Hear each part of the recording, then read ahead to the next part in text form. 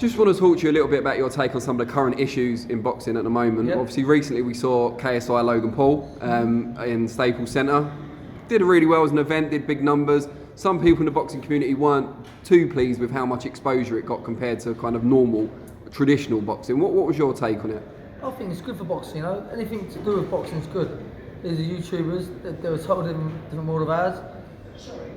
And they've opened up like a new like how do you say, a new like people audience? Watching, more people watching it now. So like different sort of viewers watching it now. But what's bad in that? They've earned good money, good luck to them. Did you watch it? Nah. What I'm saying though, anyone involved in boxing is good for the sport. Kids start watching it, so kids watch all them YouTubers, all my kids watch them.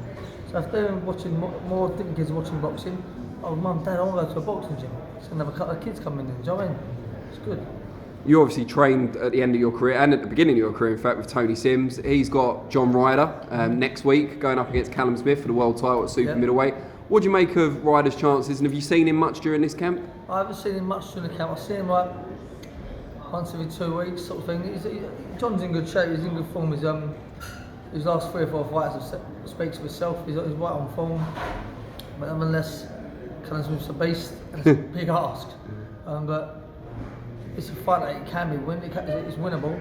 But it's a big ask. And when you look at young prospects coming through now across Britain, is there anyone out there that kind of reminds you of a young Kevin Mitchell? Anyone with either a similar style or a similar attitude? It's all right, there's so many now. The one fight that really excites me now coming through is a friend of mine, Josh Bratsy. I love his style. I love the way he goes about his work. He's a class act. He can fight like a beast.